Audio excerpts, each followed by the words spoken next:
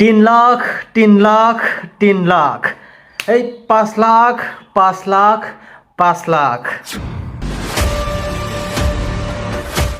मानव गेदेर हाग्रामा महिलारिनि सासन खालामनाय बिटिसि गभर्नमेन्टनिफ्राय दासिमावलागै साबेसेया 3 लाख थाखाखौ मोननो हाखो आरो साबेसेया 5 लाख थाखाखौ मोननो हाखो कमेन्टआव बयबो लिरहर रायजोफोर। 3 लाख 3 लाख 3 लाख 5 लाख 5 लाख 5 लाख तो रायजोफोर मानव गेदेर हाग्रामा महिलारिनि सासन खालामनाय बिटिसि गभर्नमेन्टनिफ्राय जोंनि बिटिसि रायजोनि सिङाव थानाय फरायसुला फरायसुलि फंबाय बिनानावफोर जायफोरा थांनाय मेट्रिक फाइनाल एग्जामाव एमआइएल साबजेक्टआव 100आव 100 मार्क्स लाबोनो हाबाय सोर सोरहा 3 लाख थाखाखौ मोननो हाखो आरो साबेसे टपार फरायसुला फरायसुलिफोरा रिन्जय कास्टम प्रहलाद बिक्रम आदामोननि खोथा होनाय बायदियै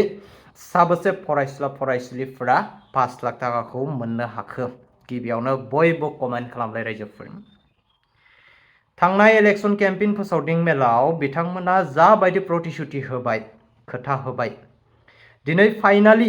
ओइचएस आरो ओइचएसएलसी एग्जामनि रिजाल्टआबो ओंखारबाय बोरो माथो दासिमबो लेनजायबो गैया खोमोनबो गैया। दाखालि बिटिसिनि एडुकेशन डिपार्टमेन्टनि एम रबिनाम नार्जारी सारखौ मिडियायाव एसे खुगा बेखेवफैनायखौ नुनो मोनदों होगोननि मोनसे इनिशिएटिभ थांखि फोसावदों। दा खोथाया बेसो जे होगोनथ' होगोन मा सिस्टेमाव होगोन आरो माब्ला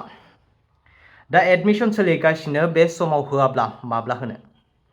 बेनि सोंथिया आंजों लोगोसे फरायसाफोरनि गोसोआवबो गोबां सोंथि सिखारगासिनो दङ आरो जायफोर गथ'नि बिमा बिफाफोर गार्जेनफोराबो आसा खालामनानै दङ।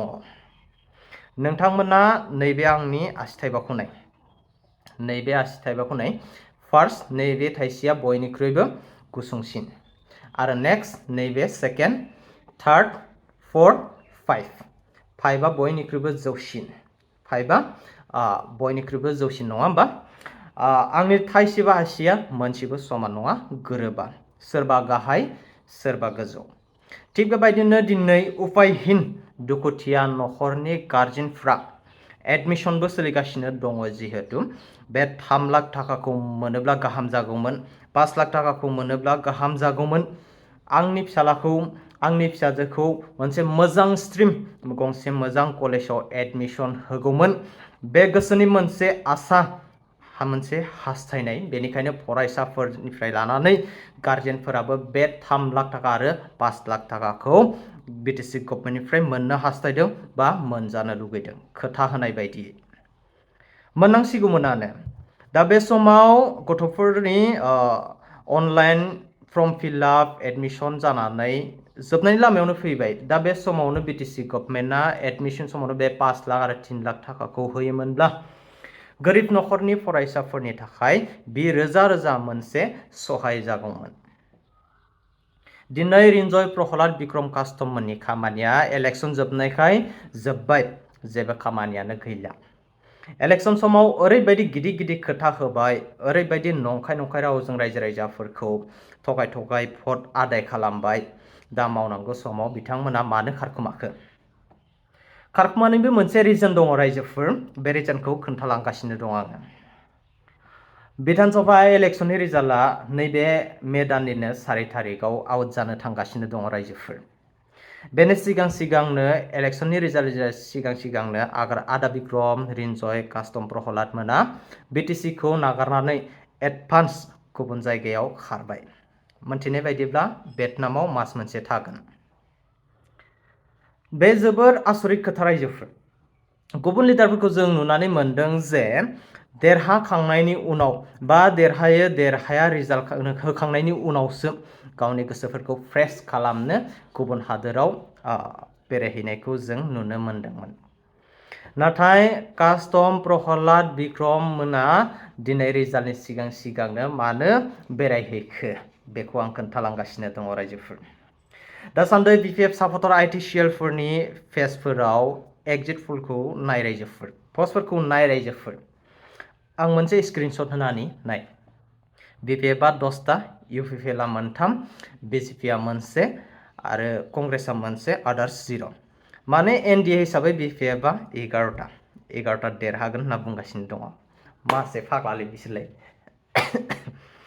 थांनाय बिटिसि इलेक्शनाव सोरबा लिडारफोरा माबेबा मोनसे केम्पेइनाव बुंफेरदोंमोन नामा सानफेरदोंमोन नामा इउपिपिएलआ 7थाल' देरहागोन होनना बिपिएफआबो माबेबा मोनसे केम्पेइनाव बुंफेरदोंमोन नामा सानदोंमोन नामा 28टा जोङो देरहागोन होननानै रावबो बिदि सानाखैमोन बुंफेराखैमोन दिनै रिन्जय कास्टम प्रहलाद बिक्रम आदामोना केम्पेइन खालामग्रा लिडार हिसाबै बिथांमोना हमदांनो मोनदों जे खोथाया उल्था जानो थांगासिनो दङ होनना बायसान्सआव जुदि एनडिएआ 10टानिफ्राय 11टा जेनोब्ला रायजो राजाफोरनि सेराव बोरै मोखां देखायनो नार्भास जागोन लासिसिंनि खोथा साननानै बिथांमोना दिनै रिजाल्टनि सिगांनो खारखोमाखाबाय देरहाब्लाथ' बोरमा खासि जानायनि खोथा 5,000नि बोरमाखौ 10,000 10,000नि बोरमाखौ 20,000 लानो थिनदों नङा होमबा बिक्रम आदा बोरमा खासिया आंनावबो दङ नांगौब्ला कन्टेक्ट खालाम किन्तु 2,000-5,000नि बोरमा गैया दे आन्डार 10 to 15,000नि गेजेराव मोनगोन फैसाया किन्तु एडभान्स फनपेआव हरग्रोनांगोन बास बोरमाखौ डाइरेक्ट जायगासिम करियार खालामनानै पठायहरगोन नोंथाङा जेरै बुंदों बिदिनो 10,000निखौ 20,000 हरदो 15,000निखौ 30,000 फैसाखौ जुदि एडभान्स होना हरग्रोआबा बोरमा मोना दै किन्तु थगायनायाव बिराद मास्टारखा बिपिएफआ बिराद थगायसुला 2 लाख करि 80,000 इयुथ्सफोरनो चेक होनायनि खोथा बागुरुम्बा दोहौ मोसाखावरिफोरनो साफायाव बिटिसिनिफ्राय 10,000 होनायनि खोथामोन सोर साबोसेया मोनखो कमेन्ट खालाम रायजोफोर दा फिननै आरोबाव ओचएस आरो ओचएसएलसि एग्जाम एमएल साबजेक्टआव जायफोरा 100आव 100 मार्क्स मोननो हादों बिथां फंबाय बिनानावमोननो साफायाव 3 लाख करि होनायनि खोथा आरो टपारफोरनो 5 लाख करि दा माब्ला होगोन मा सिस्टेमाव होगोन नै एडमिशनासो जोबलायनोसै जेबो गुमुरानो गैया फंबाय बिनानावमोना जेब्लासिम 3 लाख रांखौ मोनाब्ला जों जिराया 5 लाख थाखाखौ मोनाब्ला जों जिराया बुङागौमानि मोननायनि राहा गैया एकदमबारे राहा गैखाथारा गारथारनाङा फंबाय बिनानावमोन नोंसोरजों आंबो दं लोगोआव दा जोबथारनायाव आं बेखौसो बुंग्रोनो सानदों जे आंनिफ्राय बिटिसि गभर्नमेन्टनिसिम मोनसे रिक्वेस्ट जे फरायसाफोरनि जितु मोननांगौ 3 लाख आरो 5 लाख रांखौ थाबैनो खम समनि गेजेरावनो होनांगौ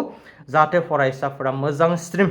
मोजां कलेजफोराव एडमिशन लानो सहाय जायो जोंनि बर' फरायसाफोरा आगानसे स्टेप आरोबाव बारायबावनो हायो बे आरोना